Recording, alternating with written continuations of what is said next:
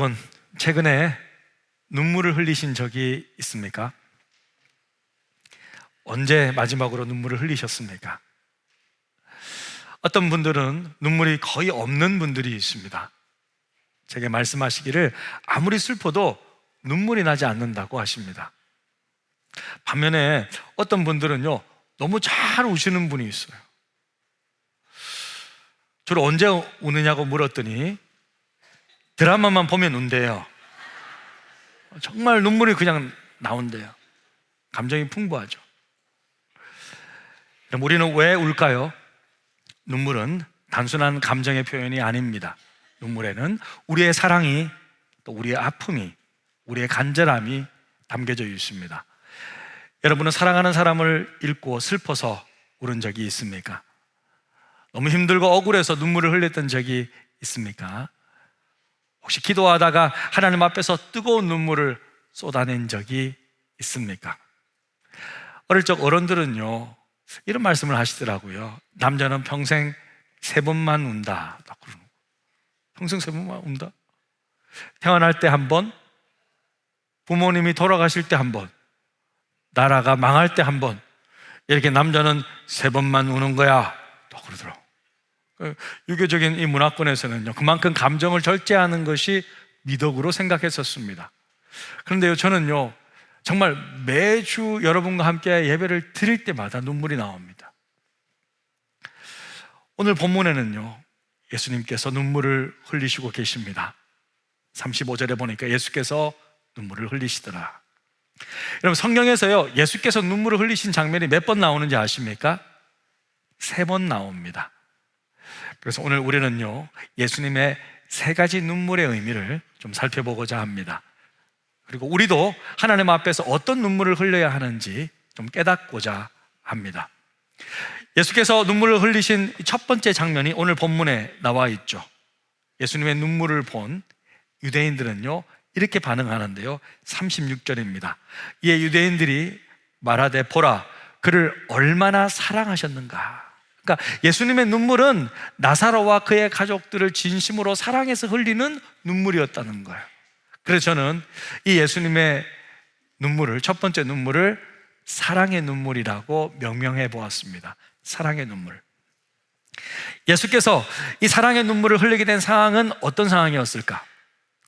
예수님과 마리아가 대화하는 중에 일어난 것입니다. 지난 주일에는 누가 누구랑 대화를 했죠? 예수님과 마르다와 대화를 나누었습니다. 그 후에 마르다는요, 동생 마리아에게 예수님께서 하셨던 메시지를 딱 전합니다. 28절에 보니까 이 말을 하고 돌아가서 가만히 그 자매 마리아를 불러 말하되 선생님이 오셔서 너를 부르신다, 이렇게 알려주었어요. 그러니까 마르다에 이어서 예수님은 이제 그 동생 마리아도 위로하고 싶어 하는 것입니다. 언니의 말에 곧장 일어나서 이제 마리아가 나갑니다. 그죠? 마리아가 이 말을 듣고 급히 일어나 예수께 나아가매. 여러분, 여기서 우리가 좀 주목해야 할 것이 있는데요, 예수님은 아직 이 집에 안 왔어요. 베다니 마을에 아직 들어오지 않았습니다. 지난주에 언니 마르다를 만난 그곳, 그러니까 감람산에 있는 그 언덕길에 그대로 계셨다는 거예요. 30, 31절인데요, 예수는 아직 마을로 들어오지 아니하시고 마르다가 맞이했던 곳에 그대로 계시더라. 마리아와 함께 집에 있어 위로하던 유대인들은 그가 급히 일어나 나가는 것을 보고 곡하러 무덤에 가는 줄로 생각하고 따라가더니, 그러니까 마리아가 예수님께 급히 나가는 중이었는데 상갓집에 있는 그 유대인들도 가서 함께 울어주기 위해 마리아를 따라 급히 같이 나갔습니다. 당시에는요, 유족들과 함께 곡을 해주는 것이요, 조문객들의 일이었어요. 우리 옛날에도 그렇지 않습니까? 지금도 좀 그렇지 않습니까? 그러니까 좀 잘 사는 집은 어떤 집이냐면요, 곡하는 사람들을요 돈으로 사서라도 곡소리가 크게 들리게 했어요. 그러니까 크게 곡소리가 나면요, 그게 집안의 명예라고 생각을 했어요. 마리아는 예수 앞에 달려가서 격한 감정으로 이렇게 말합니다. 우리 32절인데요, 우리 한 목소리로 함께 읽겠습니다. 마리아가 예수 계신 곳에 가서 배웠고 그 발 앞에 엎드려 이르되 주께서 여기 계셨더라면 내 오라비가 죽지 아니하였겠나이다 하더라. 그러니까 마리아는요, 예수님을 보자마자 그 발에 엎드려서 울음을 주체하지 못하고 눈물이 터진 거예요. 마리아가 눈물이 터지니까요, 일순간 그 자리가 울음바다가 됩니다. 뒤따라가던 조문객들도 함께 다 엉엉 같이 우는 거예요. 그러니까 예수님께서도 그 모습 보니까요, 마음이 미어지는 거예요. 예외가 아닙니다. 그래서 33절에 이렇게 말씀하고 있습니다. 예수께서 그가 우는 것과 또 함께 온 유대인들이 우는 것을 보시고 심령의 비통히 여기시고 불쌍히 여기사. 예수님은요, 심령의 비통히 여기셨대요. 여기서 여러분, 비통이라는 단어는요, 분노를 뜻하는 단어예요. 마음속에 분노가 일어났다는 거예요. 이 무슨 분노일까? 그리고 또 다른 한편으로는요, 마리아와 함께 오는 유대인들을 향해서 불쌍히 여겼다는 거예요. 불쌍히 여겼다는 뭐예요? 안타깝게 여기서 마음이 괴로워졌다는 뜻입니다. 그러니까 예수님은요, 파도처럼 밀려오는 극한 감정에 부들부들 떠시면서 한쪽으로는 분노가 있고 또 한쪽으로는요, 괴로움이 동시에 밀려온 거예요. 근데 왜 분노가 일어나셨을까요, 예수님은? 그것은요, 하나님이 사랑하시는 사람들을 아프게 하고 슬프게 하는 타락한 세상의 죄와 질병, 죽음에 대한 분노였다는 거예요. 한마디로 사망을 통해서 사람을 괴롭게 하는 사탄을 향한 분노였어요. 이놈들 봐라, 하나님의 형상인 사람들을 이렇게 괴롭게 하네. 분노가 일어나셨어. 사랑하는 성도 여러분, 오늘날 우리는요, 최근에 안타까운 막 사건 사고가 막 일어나잖아요. 예? 비행기 사고도 터지고 뭐 여러 사고가 지금 터집니다. 그럴 때마다 인재라는 소리를 들을 때마다 분노가 나잖아요, 마음속에. 예? 또 뜻하지 않는 갑작스러운 질병을 통해서 찾아오는 고통과 죽음에 대해서 때로는 감당할 수 없는 분노가 치밀어 오를 때가 있습니다. 그런데요, 여러분, 그거 아십니까? 우리뿐만 아니라 하나님도 함께 어떻게 하신다고요? 분노하신다는 거예요. 하나님은요, 이런 고통스러운 세상을 주신 적이 없는데요, 인간의 죄와 사탄의 계략으로 죽음의 고통을 당하는 우리를 볼 때 하나님은 이 악한 세력을 향해서 분노하신다는 거예요. 분노하세요. 그리고 다른 한편으로는 사랑하는 가족을 잃어버리고 상실의 고통 속에서 울고 있는 유가족들에게는 찾아가셔서 함께 울어주시며 함께 마음을 괴로워하신다. 그것이 35절에 나와 있는 거잖아요. 예수께서 눈물을 흘리시더라. 그러니까 영어로는 보니까 Jesus wept. 그러니까 딱 짧은 두 단어예요. 가장 짧은 단어예요, 구절 중에서. 그런데 여기서 예수께서 눈물을 흘리신 것과 이 마리아와 조문객들이 우는 것과는 조금 원문의 단어가 달라요. 차이가 있습니다. 먼저 마리아와 조문객들은요, 울 때 소리를 높여서 울다라는 뜻이에요. 막 울다라는 뜻이에요. 일부러 뭐 곡하는 소리가 들리도록 소리 높여서 우는 모습인데요, 예수님께 사용된 단어는 어떤 울음이냐면요, 소리는 나지 않고요, 그냥 눈물이 뚝뚝 떨어지는 거예요. 눈물이 눈에 그냥 한 방울, 닭똥 같은 눈물이 고여서 뚝뚝 떨어지는 그런 표현이에요. 그러니까 예수님의 눈물은 어떤 눈물, 단순히 인간적인 감정이 아니라 죄로 인해 망가진 세상, 죽음의 권세 아래 신음하는 인간을 향한 하나님의 깊은 사랑의 표현이라는 거예요. 예수님은 우리처럼 소리내 울지 않으셨지만 뚝뚝 떨어지는 눈물 속에 인간을 향한 깊은 사랑과 슬픔이 담겨져 있었습니다. 예수님의 사랑의 눈물은요, 사랑하는 사람을 잃어버린 인간의 슬픔에 깊이 공감하시면서 우러나오는 진심 어린 눈물이었다는 거예요. 자, 우리도 이것을 배워야 합니다. 자, 이 눈물을 우리가 배워야 된다는 거예요. 왜냐하면 성경은요, 우리에게 이렇게 가르치기 때문입니다. 우리 같이 한번 읽겠습니다. 시작. 즐거워하는 자들과 함께 즐거워하고 우는 자들과 함께 울라. 성경은요, 우리에게요, 이웃들의 즐거움과 함께 즐거워하고 이웃들의 아픔에 함께 아파할 수 있는, 공감할 수 있는 사람이 되라고 말합니다. 너희들은 공감할 수 있어야 된다는 거예요. 여러분, 우리가 정말 함께 마음 아파할 수 있는 사람은 누굽니까? 바로 그냥 딱 아파할 수 있는 친가족이잖아요.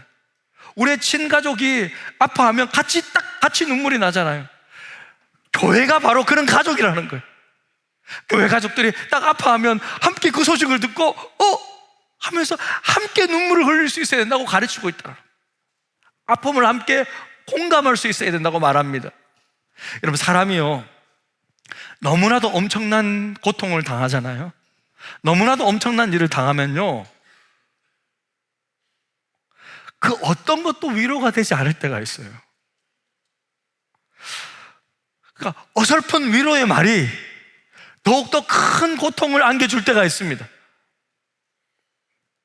하나님께서 이것을 통해 당신을 더욱 크게 쓰시려고 하십니다. 이런 말을요, 바로 하면 안 돼요, 여러분. 그 말은요, 나중에 하는 거예요. 나중에 시간이 좀 흘러서. 그 고통을 당하고 있는 그 순간에는요, 그 말을 하면 안 돼요. 그때는요, 그저 조용히 함께 손을 잡고 울어줘야 되는 거예요. 그냥 보고요, 그냥 안고요, 그냥 울어주면 되는 거예요. 그 사람의 슬픔을 함께 깊이 공감해야 돼요. 우는 자들과 함께 울어주면 되는 거예요. 이것이 예수님께서 오늘 하셨던 위로의 방법이라는 거예요. 이게 첫 번째 눈물이었어요. 사랑하는 성도 여러분, 우리도 우리의 사랑하는 이웃이나 교회 가족들의 아픔에 공감하면서 조용히 사랑의 눈물을 흘릴 수 있기를 바랍니다. 우리는요, 이 예수님의 눈물을 통해 깊은 사랑과 이 공감의 눈물을 배울 수 있어야 합니다. 이게 첫 번째 예수님의 눈물이었어요. 그리고 성경에서 예수께서 두 번째로 눈물을 흘린 장면은 예루살렘 성을 바라보시면서 우는 장면입니다. 이 성이 앞으로 망하게 될 것을 아시고 안타까워하시면서 탄식하면서 그들을 불쌍히 여기면서 우셨던 장면인데요. 자, 여러분, 제가 영상을 하나 보여드릴 텐데, 제가 찍었던 장소가 감람산이에요. 그러니까 첫 번째 아마 예수님께서 마리아와 만나서 우셨던 그 첫 번째 장소가 제가 지금 보았던 장소고, 그리고 또 예수님께서 성을 바라보시면서 우셨던 장소를 제가 소개하고 있는데요. 잠깐 보시겠습니다. 재밌게 보시면 됩니다. 여러분 안녕하십니까? 저는 지금 예루살렘 감람산 위에 있습니다. 이곳에 올라오니까 감람산에 예수님 사냥하신 곳이죠. 이 세네마리가 여기가 옆에 보시는 것이 여러분 예루살렘 시가지입니다. 저 보시면 이건 성이 있고 있습니다. 예. 황금동 사원조가 성전이 위치한 곳입니다. 저기 보이고 그 앞에 이제 마낙스 사원, 유대인들이 아랍인들이 예배하는 곳입니다. 잠깐만 좀 더 보시겠습니까? 이렇게 쭉 여러분 보이시는 것이 그 유명한 미시온산 배경이 되겠습니다. 성전산이라고 하죠. 보이면 저 교회가 눈물교회라는 교회인데요. 눈물교회 한번 조금 비춰주시겠습니까?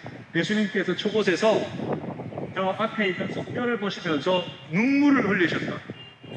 들어보세요. 제가 딱 보니까 보입니다. 이게 성전이 크네. 아마 그 당시에는 헤롯 성전이라고 그러죠. 성전에 아마 보면 성전. 헤롯 성전이 이제 AD 70년에 티투스 장군에 의해서 무너질 것을 예언하시면서 예루살렘을 보시면서 눈물을 흘리셨던 그 눈물교회, 저곳에서 제일 잘 보이는 곳에서 눈물을 흘리셨던 교회가 되겠습니다. 정말 여러분, 이곳은 정말 너무나도 설명할 것이 많고 정말 많이 할 수 있지만 제가 좀 흥분하지 않았습니까? 내일 제가 차곡차곡 보면서 여러분들에게 설명해 드리겠습니다. 지금 감람산에서 예루살렘 시가지를 조망하면서 여러분에게 인사드립니다. 사랑합니다, 여러분. 예, 저때 제가 많이 흥분해 있습니다. 자, 이렇게 예수님께서 두 번째 눈물을 흘리시는 곳은 아까 눈물교회라는 그곳입니다. 그곳에서 아까 성전을 바라보시면서 흘렸던 장소인데요. 바로 예수님께서 흘린 두 번째 눈물은 제가 이렇게 한번 붙여보았습니다. 중보의 눈물이다. 중보의 눈물이다. 누가복음 19장 우리 41절에서 44절인데요. 제가 읽어드리겠습니다. 가까이 오사 성을 보시며 우시며 이르시되 너도 오늘 평화에 관한 일을 알았더라면 좋을 뻔하였거니와 지금 내 눈에 숨겨졌도다. 날이 이를지라 내 원수들이 토둔을 쌓고 너를 둘러 사면으로 가두고 또 너와 및 그 가운데 있는 내 자식들을 땅에 메어치며 돌 하나도 돌 위에 남기지 아니하리니 이는 내가 보살핌 받는 날을 알지 못함을 인함이니라 하시니라. 그러니까 여러분, 예루살렘은 하나님의 성전이 있는 거룩한 도시였고 이스라엘 신앙의 중심이었습니다. 아까 그곳 보았던 그곳이. 하지만 하나님께로 돌아오는 수많은 선지자들의 말씀을 거부했잖아요, 그들이. 또 참 평화를 주시기 위해 오신 예수님마저도 메시아로 받아들이지 않고 모든 기회를 날려버립니다. 그래서 그 결과 결국 예수님의 예언대로 저 예루살렘 성이 헤롯 성전이죠. 저 성전이 서기 70년에 로마의 티투스 장군에 의해서 완전히 포위되고 함락되어 버립니다. 예수님 말씀대로요, 지금은요 성전이요 돌 하나도 돌 위에 남겨져 있지 않아요. 다 무너졌어요. 통곡의 벽 하나만 이렇게 딱 남아있는 거예요. 예수님의 말씀은 그대로 다 이루어졌습니다. 사랑하는 성도 여러분, 우리도요 예수님처럼 중보의 눈물을 흘릴 수 있는 자들이었으면 좋겠습니다. 예수님이 예루살렘 성을 보면서 우셨듯이 오늘 우리는요 우리나라의 안타까운 상황을 보며 울 수 있어야 됩니다. 이 나라의 지금 안타까운 현실을 바라보면서 함께 눈물을 흘릴 수 있어야 됩니다. 우리 민족을 위해 울 수 있어야 합니다. 특별히 우리 자녀들을 바라보며 울 수 있어야 합니다. 만약 우리가 중보의 눈물을 흘리지 않는다면요 이 나라가 어떻게 될지 모르는 거예요. 우리의 다음 세대가요 어떻게 될지 모르는 거예요. 예수님을 모르는, 전혀 모르는 시대가 올 수도 있습니다. 우리는 눈물을 흘리며 이 나라를 지켜야 합니다. 순결한 사랑의 눈물은요 언제나 영혼을 살리는 구원의 역사를 가져오는 거예요. 눈물이 없는 교회는요 죽은 교회예요. 기도하는 한 사람의 눈물이 사람을 살리는 것입니다. 사랑하는 성도 여러분, 우리가 우리 자녀들을 위해 울면요 자녀들이 살아날 것입니다. 우리가요 이웃을 위해, 우리 교회 성도들을 위해 울면요 우리 성도들이, 우리 이웃들이 살아날 것입니다. 우리가 한국교회를 위해 울 수 있잖아요. 그러면 이 한국교회가 살아날 것입니다. 우리가 민족을 위해 울면요 우리 민족이 살아날 줄로 믿습니다. 같이 우리는 그렇게 중보하며 기도의 눈물을 흘릴 수 있어야 되는 것입니다. 마지막으로 예수께서 우셨던 성경 속의 장면은요 겟세마네 동산에서 흘린 눈물이에요. 이 눈물은요 십자가의 고통이 아무리 힘들어도 온전히 하나님의 뜻을 따르기 위해서 열심히 기도하셨던 예수님의 순종의 눈물이었습니다. 십자가에 못 박히기 전날 밤에 예수님은요 겟세마네 동산에서 피와 땀을 흘리며 기도하셨죠. 자, 누가복음 22장 44절인데요 함께 읽겠습니다. 그가 힘쓰고 애써 더욱 간절히 기도하시니 땀이 땅에 떨어지는 핏방울같이 되더라. 자, 여러분, 저기서 눈물이 있습니까? 네? 저기서 피와 땀만 보이는데 눈물이 없습니다. 근데 저걸 눈물로 봐야 되나? 라고 우리가 볼 수 있지만 히브리서 5장 7절은요 정확하게 저 상황을 설명하고 있습니다. 히브리서 5장 7절입니다. 같이 읽겠습니다.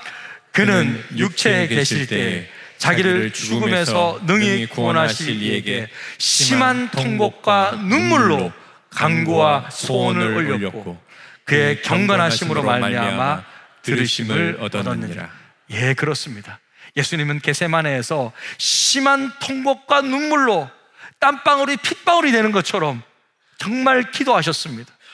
왜 이렇게 심하게 통곡하면서 이렇게 간절히 하나님께 기도했을까요? 솔직히요 그 십자가의 고난이요 너무도 두려웠기 때문입니다. 인간의 모든 고통과 아픔을 아셨던 예수님은요 이 십자가의 고난을 피할 수 있으면 피하고 싶으셨어요.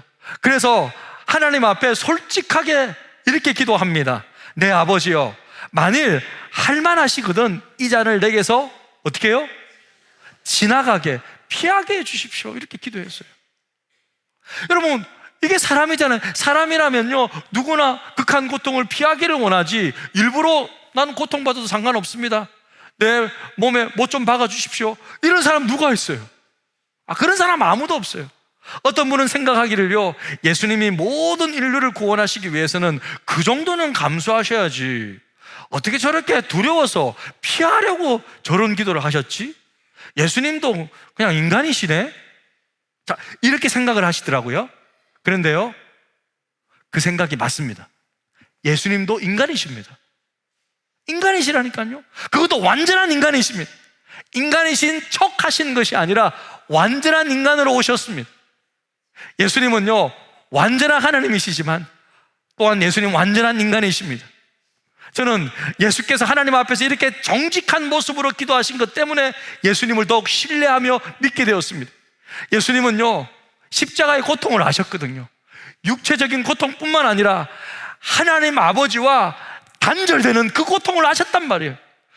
영원 전부터 영원까지 늘 함께 하셨는데 그 십자가 고통 때만은 아버지 하나님과 단절이 이루어지니까 그 영혼의 분리가 너무 고통스럽기 때문에 피할 수 있으면 피하시려고 하셨던 것입니다.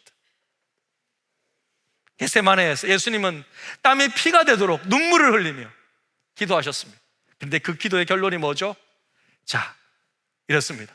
내 뜻대로 마옵시고 아버지의 뜻대로 하옵소서. 할렐루야. 여러분, 이것이요 순종의 눈물입니다. 겟세마네에서 주님이 흘리신 통곡의 눈물 때문에 우리는 구원받은 백성이 되었습니다. 그 순종의 눈물이 없었다면 우리의 구원도 없었을 것입니다. 사랑하는 성도 여러분, 우리도 하나님의 뜻 앞에서 울며 기도하는 순간이 있어야 합니다. 나의 뜻이 아니라 하나님의 뜻이 이루어지기를 간절히 기도하는 순간이 있어야 합니다. 바로 순종의 눈물을 흘릴 수 있어야 합니다. 그 눈물이 우리를 살릴 것입니다. 그 눈물이 우리 교회를 살릴 것입니다. 하나님의 뜻이라면 어떠한 헌신과 어떠한 희생이 따르더라도 끝까지 순종하며 주의 일에 힘쓸 수 있는 저와 여러분 다 되시기를 주님의 이름으로 축복합니다. 자, 여러분, 자, 그렇다면요, 혹시 예수님께서 흘리신 눈물의 장소가 어디인지를 좀 아시겠습니까? 자, 한번 그림 한번 보시겠습니다. 자, 예수님께서 첫 번째로 흘렸던 곳이 감람산 가는 길이에요. 저 감람산 꼭대기 쪽에 언덕에 있는 길 쪽에서 마리아와 마르다를 만나셨잖아요. 저곳에 먼저 첫 번째 눈물을 흘리셨고요. 그 바로 밑에 아까 제가 보았듯이 눈물교회에서 두 번째 눈물을 흘리셨고요. 그 다음에 바로 밑에 감람산 가장 기슭에 겟세마네 기름교회 겟세마네에서 눈물을 흘리셨어요. 감람산에서 제일 꼭대기에서, 눈물교회 바로 밑에서, 그 다음에 겟세마네 더 밑에서 이렇게 기도했어요. 자, 여러분, 이 세 장소가 어디죠? 바로 다 감람산에서. 감람산에서는 무엇이 보였죠? 아까 예루살렘 성전이 보여요. 그러니까 여러분 보세요. 예수님께서 세 번 눈물을 흘리셨는데 이 눈물은 전부 누구 앞에서 흘리셨어요? 성전이 있는 하나님의 임재 앞에서 눈물을 흘리셨던 거예요. 그러니까 하나님 앞에서 눈물을 흘리셨다는 거예요. 예수님의 모든 눈물은 사람이 아니라 하나님 앞에서 흘린 눈물이었다는 거예요.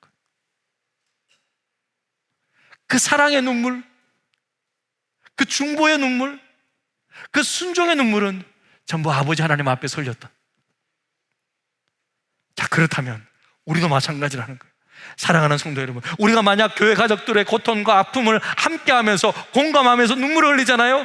이 눈물은요, 사람 앞에서 흘리는 눈물이 아니라는 거예요. 하나님 앞에서 흘리는 눈물이 되는 것입니다. 장례를 당한 유가족들에게 같이 가서 함께 울어주는 그 눈물, 사람 보이라고 눈물을 흘리는 게 아니고 하나님 앞에서 흘리는 거룩한 눈물이 될 수 있다는 거예요. 우리가 이 나라와 이 땅 봉천동과 관악구를 위해 기도하며 이들이 주님 만나야지 하면서 중보의 눈물을 흘린다면요, 이 눈물은요 사람에게 보이는 눈물이 아니라 하나님 앞에서 흘리는 눈물이 될 수 있다는 거예요. 우리가 말씀을 따라 살기를 결단하며 주님 앞에 간절한 마음으로 기도하며 순종의 눈물을 흘린다면 그것은 거룩하신 하나님 앞에서 흘리는 눈물이 되는 거예요. 그래서 예배 시간에 흐르는 모든 눈물은요, 거룩하신 하나님 앞에서 흘리는 눈물이 되는 거예요. 이 눈물이 사람을 살리는 기적의 눈물이 되는 것입니다.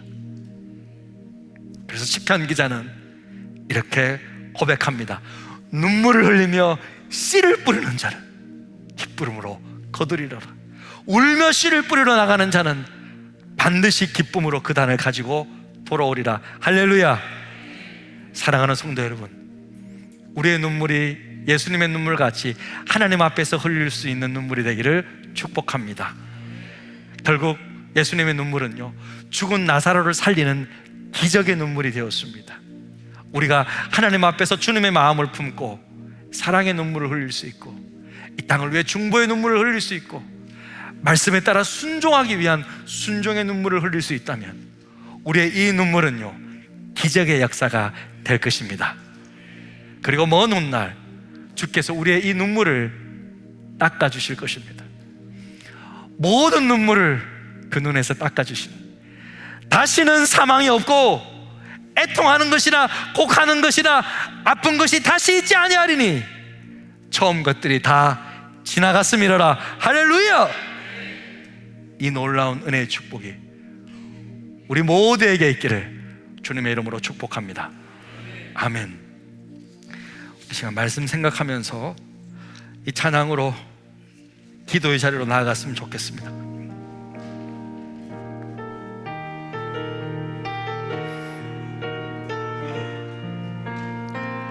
아버지, 당신의 마음이 있는 곳에 나의 마음이 있기를 원해요.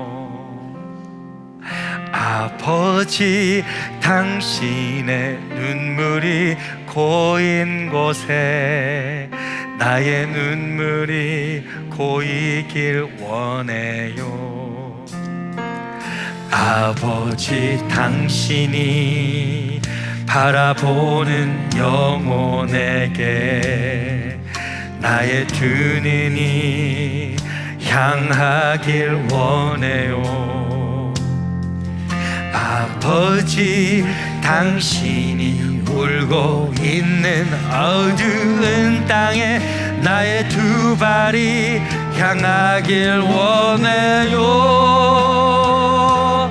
나의 마음이 아버지의 마음 말아 내 모든 뜻 아버지의 뜻이 될 수 있기를 나의 온 몸이 아버지의 마음 알아 내 모든 삶 당신의 삶 되기를 아버지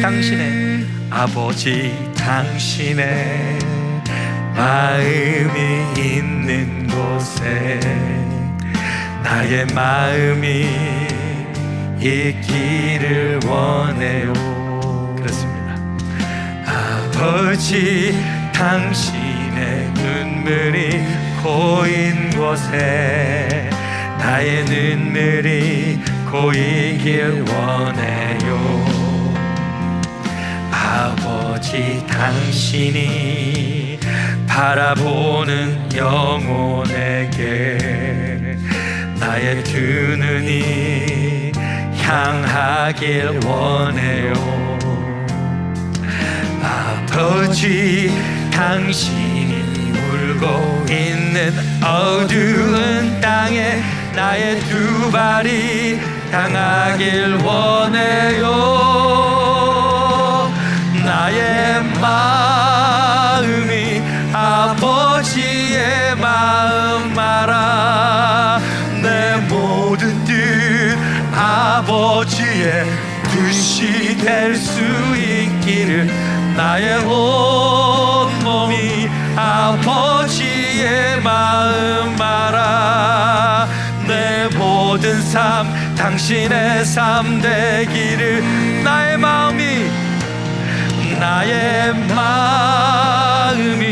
아버지의 마음 알아 내 모든 뜻 아버지의 뜻이 될 수 있기를 나의 온 몸이 아버지의 마음 알아 내 모든 모든 삶 당신의 삶 되기를.